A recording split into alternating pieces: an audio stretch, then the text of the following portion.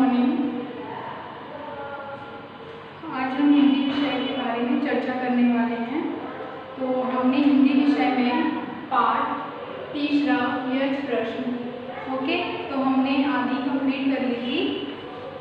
I think 2-3 page हमारी complete हो गई थी, 1 2 3, और आज हम चौथे पेज से क्या करने वाले हैं, स्टार्ट करने वाले हैं। तो अब देखिए कि यहाँ पर यक्ष का प्रश्न में यक्ष क्या क्या प्रश्न करता है युधिष्ठिर से, ठीक है। तो हमने कल पढ़ा था कि हाँ उन्होंने काफ़ी प्रश्न किए थे कि सूर्योदय कैसे होता है, कैसे उगता है, किससे मित्रता करनी चाहिए, किससे मित्रता नष्ट नहीं होती है। तो ये सारे प्रश्न कौन करते हैं, तो यक्ष करते हैं युधिष्ठिर से।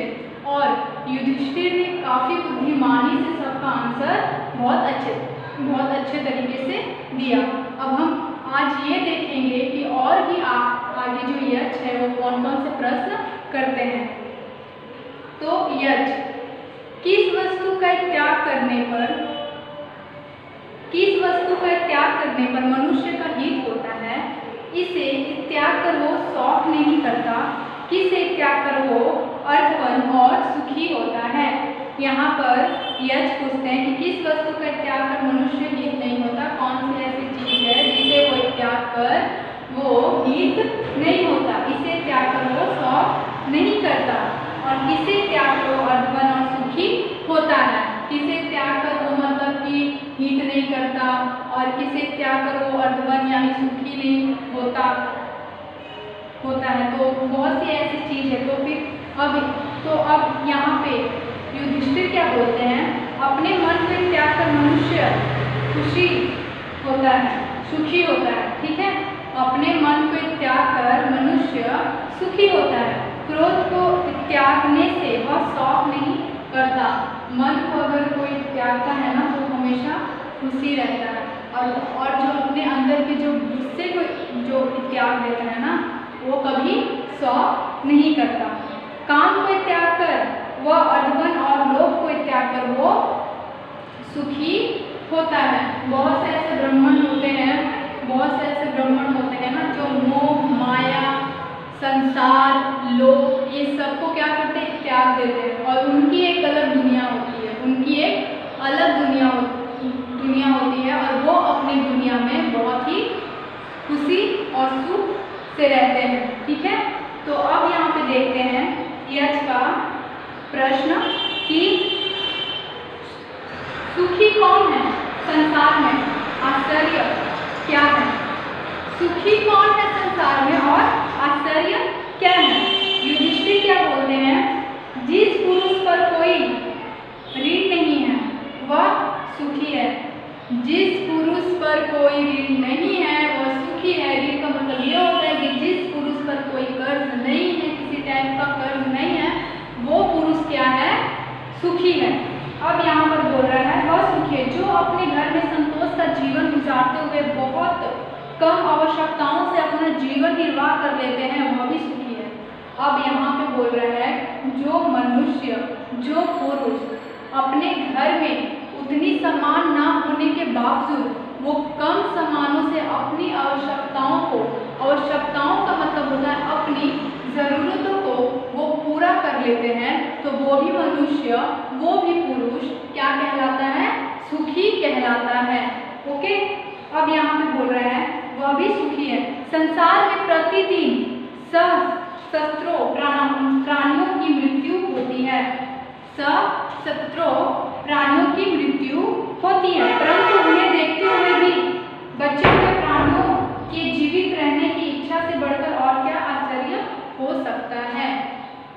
अब यहाँ पे बोल रहा है सहस्त्रों यानी कि दिन प्रतिदिन, यानी कि कल परसों, दिन प्रतिदिन जैसे आज कल परसों, तो हमें क्या पक्षियों की मौत होते तो दिखाई दे रही है, ठीक है। हम सब देखते हैं अपनी आंखों से कि आजकल क्या हो रहा है दुनिया में और क्या नहीं हो रहा है, कितने लोग मर रहे हैं, ठीक है।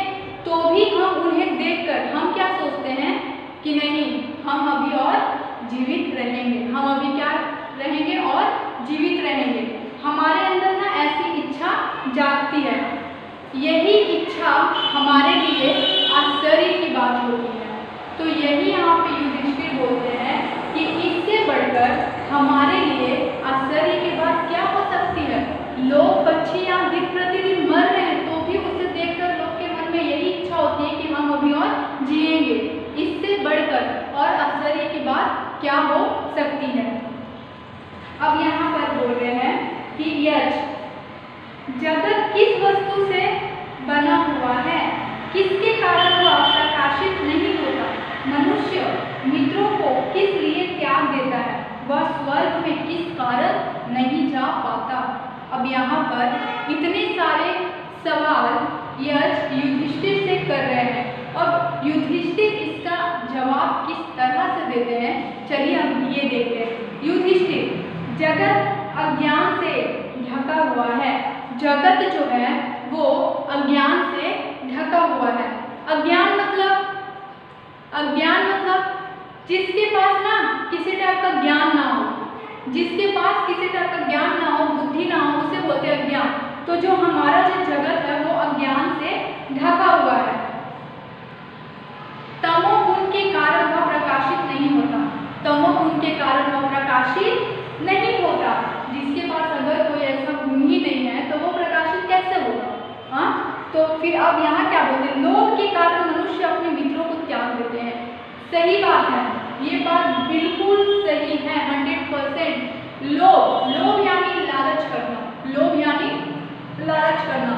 लोभ के कारण मनुष्य अपने मित्रों को त्याग देते हैं। मित्र क्या, यहाँ तो लोभ के कारण ना लोग अपने परिवार को भी त्याग देते हैं। ये चीज आपने देखा होगा और कई जगह देखा, क्या सुना होगा, देखा भी होगा। रियलिटी बात है ये कि लोग लोभ के कारण क्या से क्या नहीं करते हैं। ये तो यहाँ पे तो मित्र की बात हो रही है, लेकिन ये तो हकीकत है कि लोग लोभ के कारण अपने परिवार को भी छोड़ देते हैं। अब यहाँ बोल रहे हैं और संसार से और शक्ति के कारण वह स्वर्ग में नहीं जा पाता। और शक्ति के कारण वह स्वर्ग में नहीं जा पाता। स्वर्ग में कौन लोग जाते हैं, जो अच्छे काम करते हैं, जो अच्छा कर्म करते हैं, ठीक है, वही लोग स्वर्ग पाते हैं।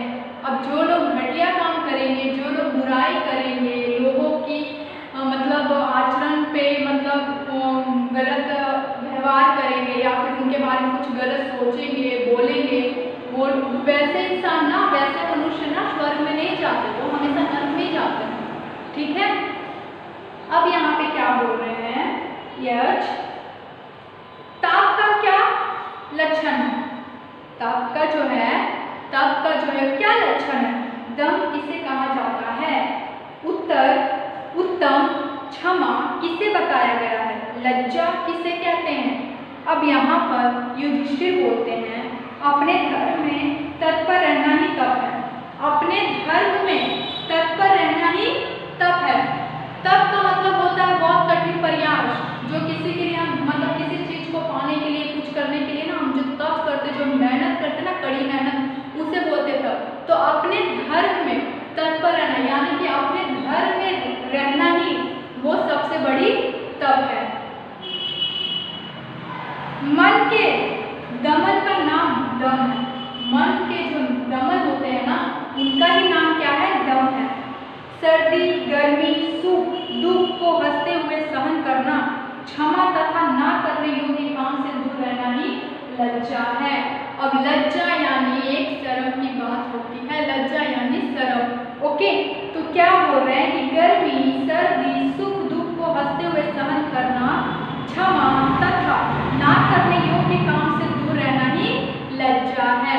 ओके, अब यहाँ बोलते हैं यश क्या सवाल फिर से करते हैं, मनुष्य का दुर्जय शत्रु कौन है।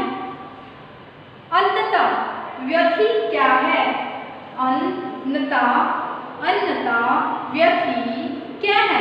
साधु किसे माना जाता है, असाधु किसे कहते हैं। यहाँ पे साधु किसे माना जाता है, असाधु किसे कहते हैं, मनुष्य का दुर्जय शत्रु कौन है, ये सब के बारे में यहाँ पे पूछा जा रहा है। तो अब युधिष्ठिर क्या बोल रहे हैं, क्रोध दुर्जय शत्रु है। क्रोध क्या है, दुर्जय शत्रु। क्रोध का मतलब होता है गुस्सा। जब मनुष्य को गुस्सा आता है ना, तो वो है ना डबल हो जाता है, ठीक है, उनके अंदर फिर दिखाई देते। दो सॉल का मतलब होता है दो आत्मा। ओके, तो यहाँ पे बोला क्रोध दुर्जय शत्रु है, लोभ अंत व्यधि है, अंत व्यधि है, तथा जो समस्त प्राणियों का हित करे वही साधु है। जो समस्त प्राणियों का हित करे वही साधु है, और निर्दय पुरुष को असाधु कहना ही उचित होगा। निर्दय पुरुष क्या बोल रहा है? निर्दय, जिसके पास ना मतलब कि दिल नहीं होता है, वो किसी के साथ कैसा व्यवहार कर ले, कुछ बोल दे, क्रोध कर दे, उनके अंदर ना कुछ हम बोलते हैं ना मोह माया, तो कुछ नहीं होता है, उसे बोलते हैं असाधु ही। उन्हें कहना क्या रहेगा? ठीक रहेगा, उचित रहेगा। अब यहाँ मोह क्या है? मोह क्या है? मन क्या है? आलस्य किसे कहते हैं? शोक किसे कहा जाएगा? अब इतनी सारी यहाँ पे मोह क्या है, तो मन क्या है, तो आलस्य क्या है, तो शोक क्या है, ये सब प्रश्न आप कर रहे हैं। अब इसका जवाब कैसे देते हैं युधिष्ठिर? देखो, धर्म मुठ्ठता ही मोह है, धर्म मुठ्ठता ही मोह है, स्वयं पर गर्व करना ही मान है, स्वयं पर गर्व करना ही मान है। यानी कि खुद पे हमें ना गर्व करना चाहिए कि हाँ हम इस काबिल हैं, हम इस काबिल बन सकते हैं, और हमें अपने आप पे क्या है, काफ़ी हमें अपने आप पे प्राउड फील होता है। तो यहाँ पर धर्म का पालन ना करना आलस्य और अज्ञान को ही शोक कहा जाएगा। धर्म का पालन ना करना यानी कि जो हमारा धर्म है ना, हम उसे अच्छी तरह से निभाएं, उसका पालन करें, ये और वो हमारे लिए ज्ञान कहा जाएगा। लेकिन जो लोग अपने ही धर्म का अच्छे से पालन नहीं करते हैं, आलस्य, जो लोग अपने धर्म का पालन ना करना, उसे ही आलस्य और अज्ञान कहा जाता है। तो आज हम ये पाठ को यहाँ पर समाप्त करते हैं। इसके आगे का इतना हम कल देखेंगे। ओके, नेक्स्ट क्लास में देखेंगे। Okay, bye.